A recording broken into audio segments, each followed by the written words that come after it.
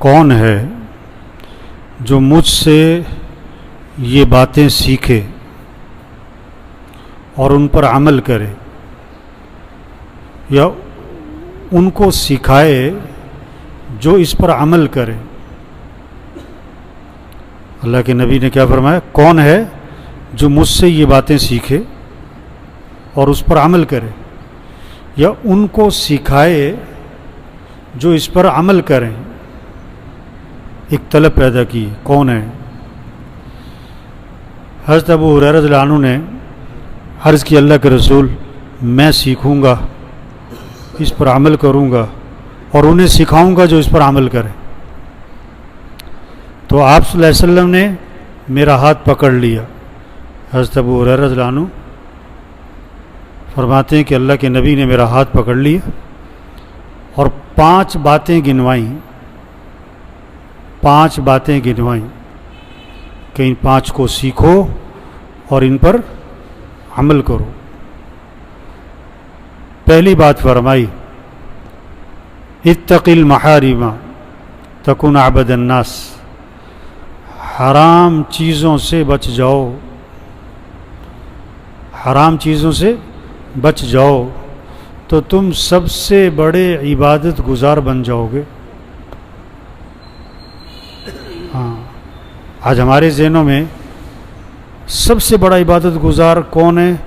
بہت تہجد، بہت صلاۃ التسبیح، بہت اشراق، بہت قرآن، بہت قرآن کے ختم، بہت روزے، بہت تراویح، بہت اور آپ نے کیا فرمایا؟ سب سے بڑا عبادت گزار کون ہے؟ جو حرام چیزوں سے بچ جائے. ایک آدمی فرائض کو پورا کر رہا ہے اور حرام سے بچ رہا ہے تو آج کے دور کا وہ کیا ہے؟ بہت بڑا. اس زمانے میں تھا تو آج کے دور کا تو ولی اللہ ہے. سب سے بڑا عبادت گزار، حرام چیزوں سے بچو. اب حرام کیا کیا ہے؟ دیکھو ہمارے ذہنوں میں شراب حرام، کتا حرام، سور حرام، جس طرح یہ حرام ہے بہت ساری چیزیں حرام ہیں بھائی. بعض چیزوں کا دیکھنا حرام ہے، بعض چیزوں کا سننا حرام ہے، بعض چیزوں کا بولنا حرام ہے، بعض چیزوں کا پہننا حرام ہے، بعض چیزوں کا خریدنا حرام ہے، بعض چیزوں کا گھروں میں رکھنا حرام ہے.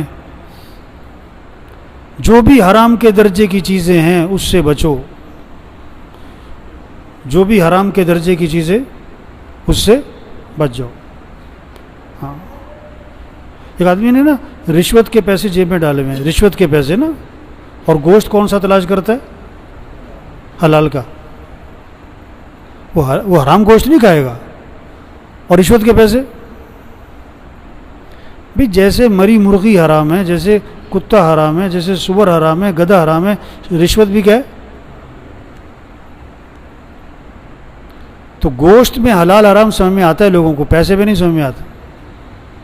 بہنوں کو وراثت میں حق نہیں دیا، یہ حرام کھا رہا ہے.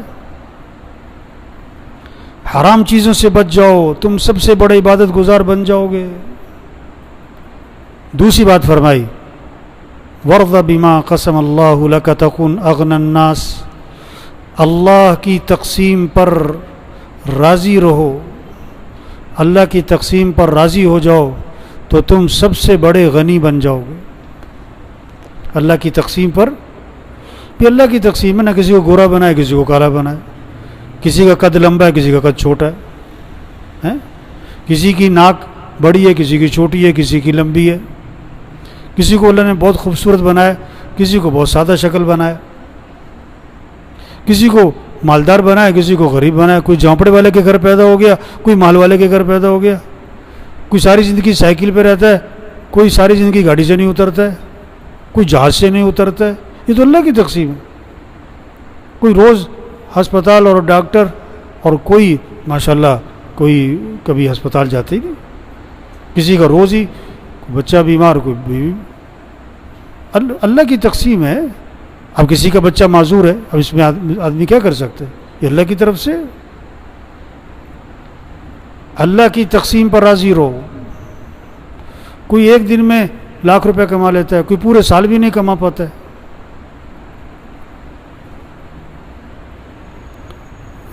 کسی کو مزدور بنایا ہوا ہے، کسی کو ملک کا مالک بنایا ہوا ہے، کسی کو ملک کا چوکیدار بنایا ہوا ہے.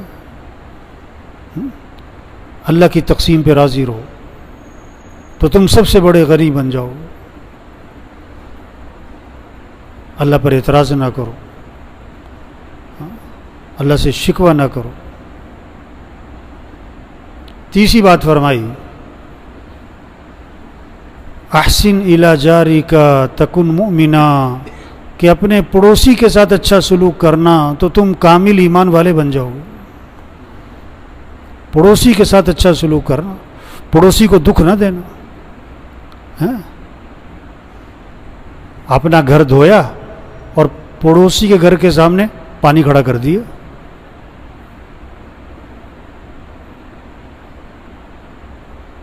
اپنے گھر کی صفائی کی اور کوڑا کہاں ڈال دیا؟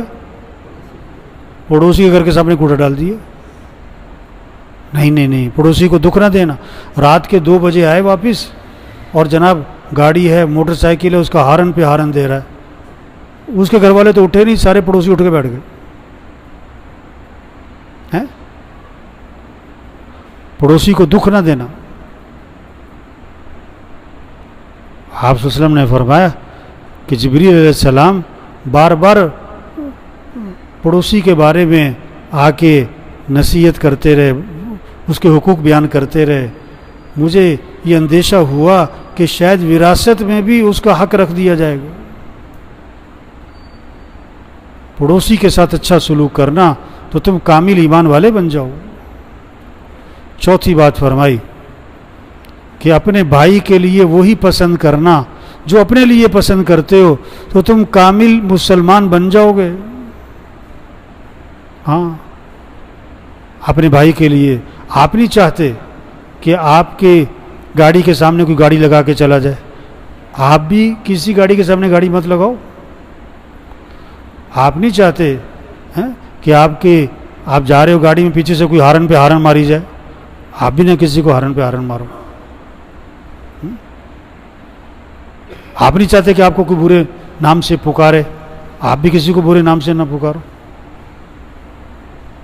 آپ نہیں چاہتے آپ کو کوئی گالی دے. آپ بھی کسی کو گالی مت دو. جو اپنے لیے پسند کرتے ہو وہی اپنے بھائی کے لیے پسند کرو تو تم کیا بن جاؤ گے؟ کامل مسلمان. کامل مسلمان. پانچویں بات فرمائی کہ زیادہ ہنسی سے پرہیز کرنا. ولا تکثر الضحک فإن کثرۃ الضحک تمیت القلوب، کہ زیادہ ہنسی سے آدمی کا دل مردہ ہو جاتا ہے. زیادہ ہنسی سے بچنا، کیونکہ زیادہ ہنسنے سے دل کیا ہو جاتا ہے؟ مردہ ہو جاتا ہے. اور وہ کہہ کے لگ رہے ہیں، ہنسی مذاق کی مجلسیں ہر وقت لگی ہوئی ہیں، تو دل مردہ ہو جاتا ہے. اور جب دل مردہ ہو جاتا ہے پھر نیکی کا شوق نہیں رہتا، اعمال کا شوق نہیں رہتا. اور جب دل مردہ ہو جاتا ہے تو اچھائی اور برائی کی تمیز ختم ہو جاتی ہے. تو یہ 5 نصیحتیں آپ صلی اللہ علیہ وسلم نے حضرت ابو ہریرہ رضی اللہ عنہ کو فرمائیں کہ ان کو سیکھو اور ان پر کیا کرو؟ عمل کرو. اور انہیں سکھاؤ جو اس پر عمل کریں. تو سب نیت کرو بھی ان 5 پر عمل کرنا ہے انشاءاللہ، اور انہیں سکھانا ہے جو اس پر. ہاں، آپ نے حدیث سنی، آپ دوسروں کو جا کے سنو. اللہ کے نبی نے کیسے شوق پیدا کیا کہ کون ہے جو سیکھے گا میرے سے، اور پھر ہاتھ پکڑ کے سکھایا. ہاتھ پکڑ کے محبت کی وجہ سے، شفقت کی وجہ سے، تعلق کی وجہ سے 5 چیزیں سکھائیں. پھر اللہ سب کو عمل کی توفیق نصیب.